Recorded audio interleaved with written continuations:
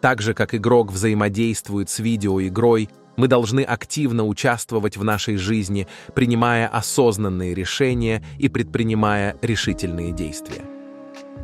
С душой в качестве движущей силы мы можем ориентироваться в сложностях существования, постоянно развиваясь и выполняя нашу уникальную цель. Жизнь по своей сути может быть сопоставлена с игрой, грандиозным погружающим опытом, где миллионы участников отправляются в путешествие по физическому миру, известному как Земля. Однако эта игра подчиняется 3 основным правилам. Во-первых, входя в эту реальность, вы утрачиваете все воспоминания о своей истинной природе и цели. Прошлое остается скрытым, пока вы преодолеваете вызовы и возможности, которые раскрываются перед вами. Во-вторых, вы должны подчиняться силам, которые управляют этим миром, будь то социальные нормы, естественные законы или сложные механизмы Вселенной. Вы подвержены правилам и ограничениям, которые формируют ваше существование. Наконец, эта игра жизни, как и все игры, в конечном итоге завершается. Независимо от того, заканчивается ли ваше путешествие триумфом или трагедией, каждый опыт, который вы встречаете, предназначен для обеспечения подлинности вашего личного роста и эволюции. Как энергетическое существо вы обитаете в физическом теле, получая доступ к сложной инженерии, которую оно подразумевает. Это тело обладает уникальным кодом, эксклюзивным для вас. Оно содержит навыки и способности, вплетенные в вашу ДНК, но также связано с сущностью вашего духа. Некоторые из этих атрибутов очевидны, в то время как другие остаются в спящем состоянии, ожидая открытия по мере того, как вы продвигаетесь через уровни этой игровой жизни. Мы входим в эту игру с физическим телом, но мы не ограничены его пределами. У нас есть ум, но мы не определяемся только его конструкциями.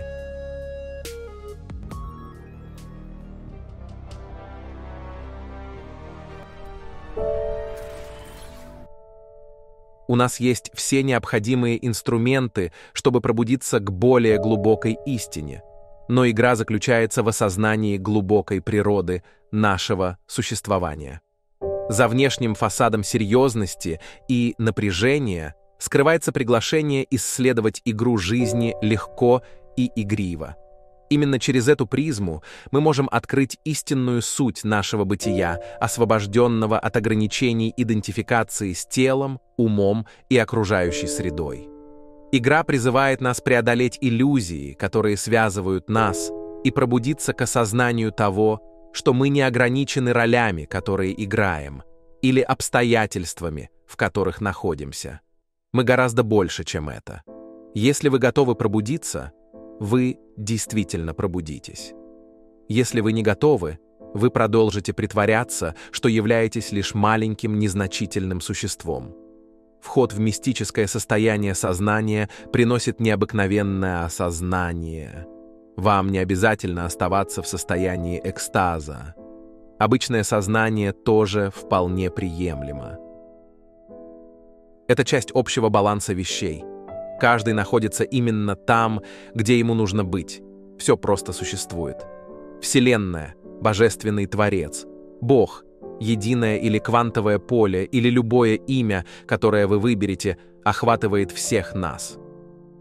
Оно играет все роли каждого существа повсюду и везде, вовлекаясь в игру в прятки с самой собой, теряясь и погружаясь в бесчисленные приключения. Но в конечном итоге оно всегда пробуждается и возвращается к себе. Тем не менее, крайне важно признать всеобъемлющее влияние силы, которая активно стремится удержать вас в ловушке этой игры, сопоставимой с матрицей. Эта сила работает, чтобы поддерживать состояние сна, в котором истина и ложь переплетаются, вызывая путаницу и страх. Она не является ни добром, ни злом, а просто придерживается своей цели, создавая игру жизни и бросая нам вызов найти свой путь среди хаоса. Бог и дьявол – две стороны одной медали. Все негативные аспекты неразрывно связаны с позитивными, и невозможно существование позитива без негатива, так же, как и негатива без позитива. Иллюзия есть в том, что человек разделил эти понятия в целях своего большего спокойствия и определенности. В конце концов, люди не любят правды, нам так проще. Ведь кто-то должен нести ответственность за наши провалы помимо нас самих. Страх правды удерживает нас там, где каждый из нас находится. Парадокс. Вроде бы реальность одна, но у каждого из нас своя реальность. И свобода выбора у каждого своя. Матрица стремится держать вас в неведении. Это ее цель. Она умело ловит достаточно человеческих умов, создавая запутанный мир, наполненный страхом и ограничениями. Она функционирует как сеть, развлекая как истины, так и ложь, хотя с более тяжелым акцентом на последнее. Ее цель — предотвратить ваше нахождение истинного пути, оставляя вас в неуверенности относительно направления, которое следует выбрать. Люди часто ставят под сомнение существование благожелательной высшей силы, сталкиваясь с присутствием повсеместного зла и разрушения. Какой Бог позволил бы этому произойти? Однако в игре жизни ни одна внешняя сила не может по-настоящему уничтожить вас. Вы больше, чем ваше физическое тело. Оно лишь служит сосудом для тех опытов, которые вы проходите. Вы — вечная душа, которая превосходит границы времени и пространства. Ваша душа неуязвима. Все, что происходит здесь, является временной иллюзией, где все неизбежно завершается. Когда вы выполняете задания и сталкиваетесь с вызовами в своей повседневной жизни, восстанавливайте сознание, возвращая потерянные фрагменты своего бытия. В конечном итоге это формирует пазл вашего существования. Вопреки общему мнению, зло, дьявол или любое злонамеренное существо не являются антиподом Всевышнего Творца. Вместо этого они служат просто еще одним инструментом, еще одной игрой в этом хаотичном мире. Любовь управляет всем, даже самим злом. Как игроки в этой игре, наша задача — различить иллюзии зла и направляющий свет любви. Приняв уроки, представленные обоими половинами, мы приобретаем мудрость и понимание, приближаясь к своим истинным «я» и более глубокому осознанию взаимосвязанности всех существ.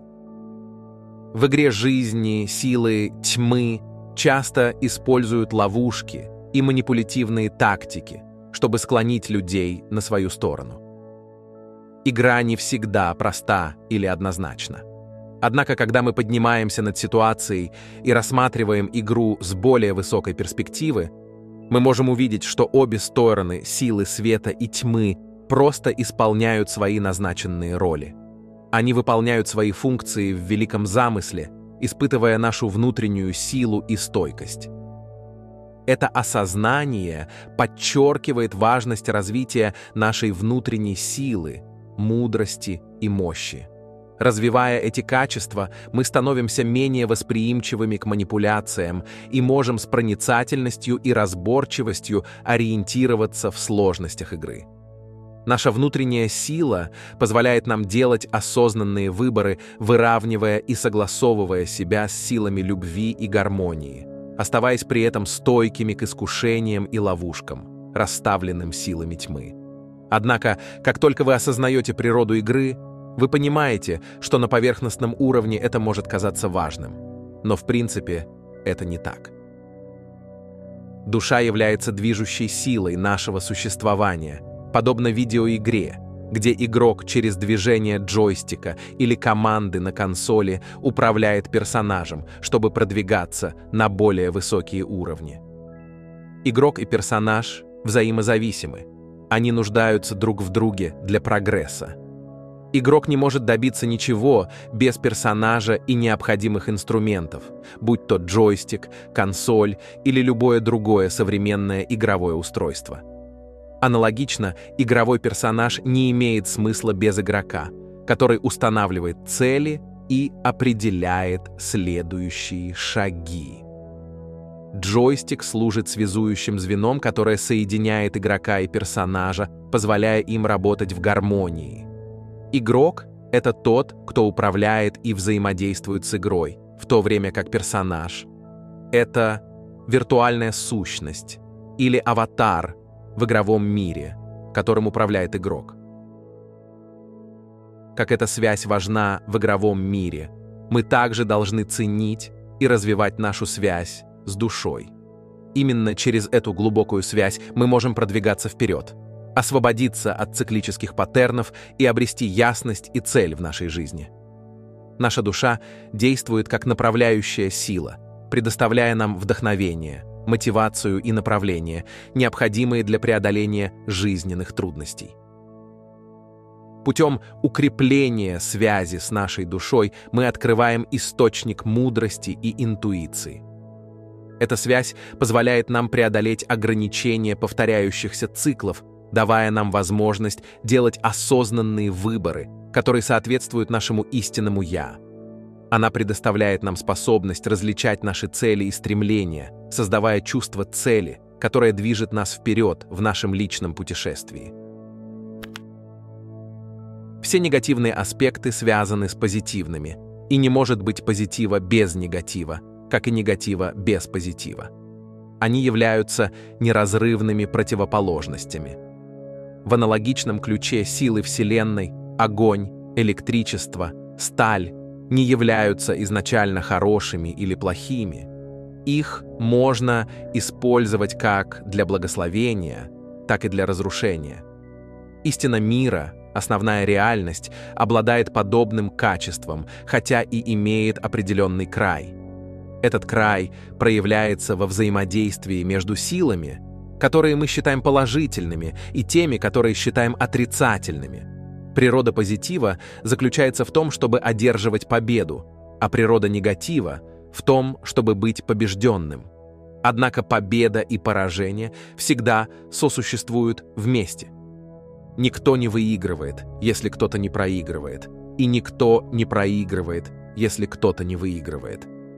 Если бы ситуация была обратной, если бы негатив всегда преодолевал позитив, Вселенная не была бы продолжающейся игрой.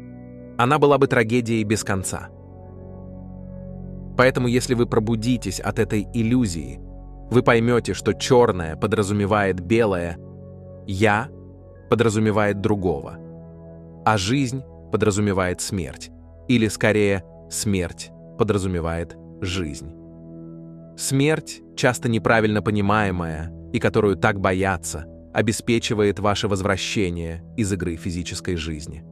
Она не является злым существом или злом, а скорее необходимым переходом, возвращением к вашему истинному дому после завершения вашего игрового времени.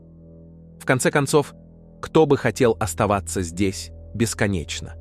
Хотя некоторые желают вечной жизни, это происходит потому, что они не помнят своего существования до начала этой игры. Поэтому первое правило – вы не будете ничего помнить. По мере того, как игра жизни продолжается, время движется быстро. Конфликты, борьба и мысли, которые поглощают ваше настоящее существование, в конечном итоге растворятся в бескрайних просторах вечности. Поколения пройдут, и воспоминания о индивидуальных опытах исчезнут, но ваша душа будет жить. Когда вы, наконец, вернетесь в свой истинный дом, ваше сознание расширится, и воспоминания сохранятся. Вы осознаете, что это все было частью глубокой игры души. Примите вызовы, ищите мудрость и позвольте любви направлять ваши действия. Пусть ваше путешествие через игру жизни будет наполнено чудесами, ростом и глубоким осознанием вашей собственной божественности.